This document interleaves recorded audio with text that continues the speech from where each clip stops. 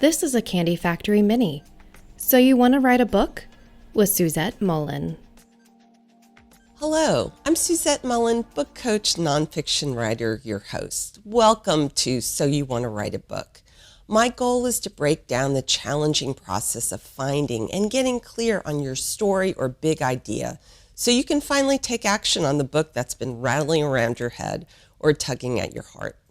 Even if you never plan to write a book, I'll share tips that will help you become a more informed reader and a more effective writer in your work life. If you have questions, email them to me at hello@yourstoryfinder.com or feel free to comment on this post and I'll get back to you. So go ahead and grab a pen and paper or your laptop and phone to jot down some notes and let's get started. Today I was planning to talk to you about imposter syndrome. You know, that feeling that your success is not deserved or legitimately achieved because of your own efforts or skills.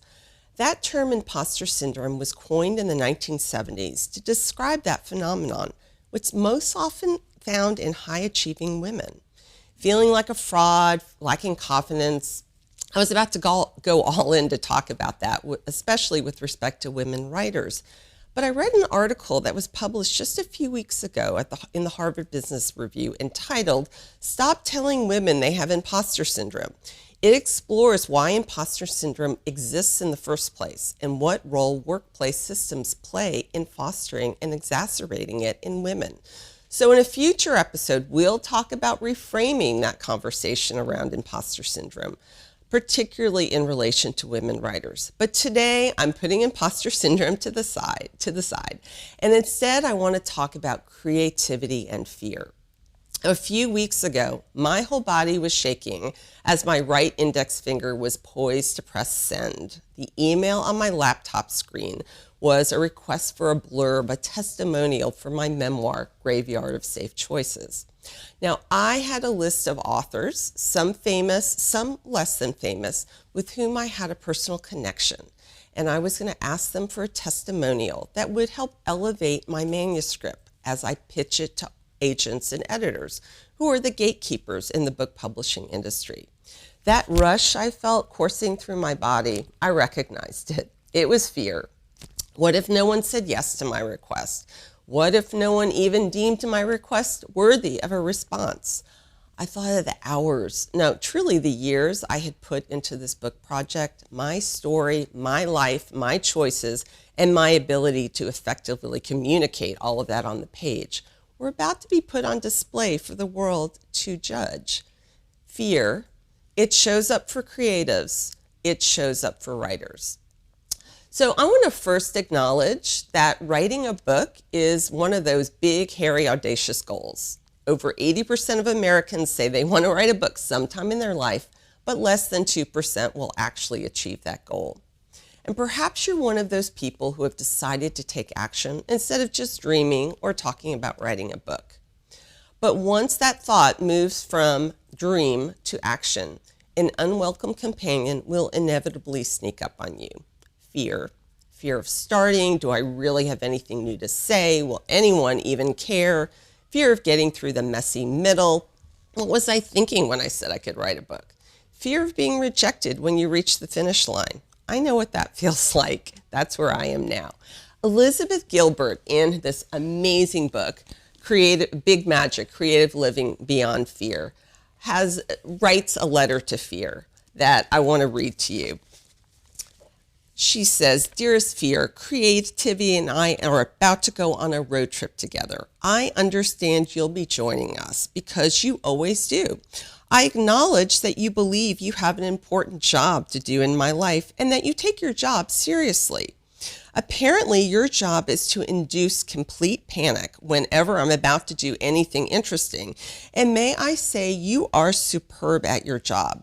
So by all means, keep doing your job if you feel you must. But I will also be doing my job on this road trip, which is to work hard and stay focused.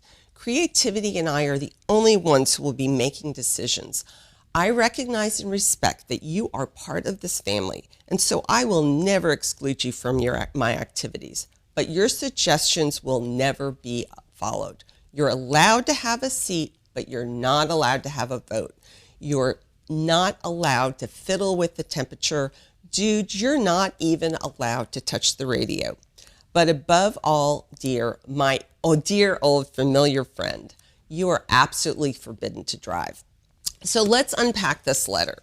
Fear will always show up in the creative process. Why? Because to create something is to bring something into existence that wasn't there before. As Liz Gilbert says, you're entering into the realm of the unknown, and the unknown is scary. As writers, you're taking the story or big idea that's been in that nice, safe, private space in your head and exposing it by expressing it on the page. That's vulnerable and that's scary. So when fear shows up in your writing process, accept it. It's natural. Don't judge yourself for feeling afraid. So if you're scared shitless to send out an email asking a sort of famous person for a blurb, that is totally natural and human. It's nothing to be ashamed of. That's part of the reason why I shared that little story with you. It's so easy to have the voices in your head beat yourself up for feeling afraid, thinking you're pathetic, to be scared to send a stupid little email.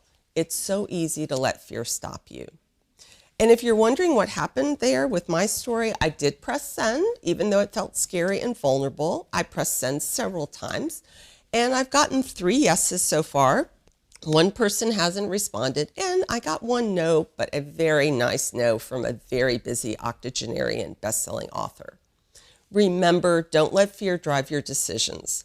Liz Gilbert says, make space for fear. So how does a writer do that? Let me tell you a story about one of the writers I'm working with now. Let's call her Sam. Sam came to me with several ideas for a book, and through my Find Your Story process, we landed on the one idea she wanted to explore in a self-help book. I sent her to do some research on what other books were out there in that empowering women space. This is called competitive title research, and I've talked about this in previous episodes. The importance of understanding the other titles that are out there in your category and how your book will add to the conversation. So Sam later reported to me that her initial research left her feeling like she had nothing new to say. It had all been said before by people way more famous than her. Why would anyone care what she had to say? Fear, and that cousin to fear, self-doubt, raised up. So what do we do with this fear? What did we do with this fear? We acknowledged it and we dug into it. I took Sam through a process for her to get really clear on what she has come to the page to say, why she's the person to write this particular book. What unique twist or fresh angle will she bring to the subject matter? So one antidote to fear is to acknowledge it and dig into it. Sam didn't let fear stop her. By digging into her fear, she's now more clear than ever about what she's come to the page to say. I want to talk to you a little bit about another author's take on fear in the creative process. This is Steven Pressfield's book, The War of Art. He talks about a battle between the enemy he calls resistance and the creative process. And we'll be delving into this battle in more detail in the next episode. But right now, let's hear what he has to say about fear.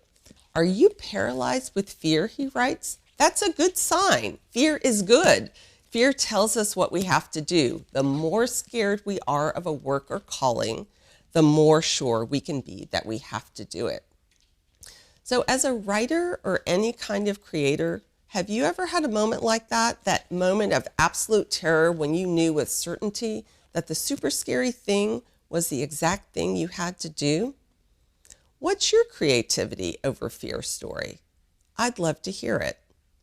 So to wrap up, fear is a normal companion to the creative process. As much as you might want to wish it away, that ain't happening. Don't beat yourself up when you feel afraid.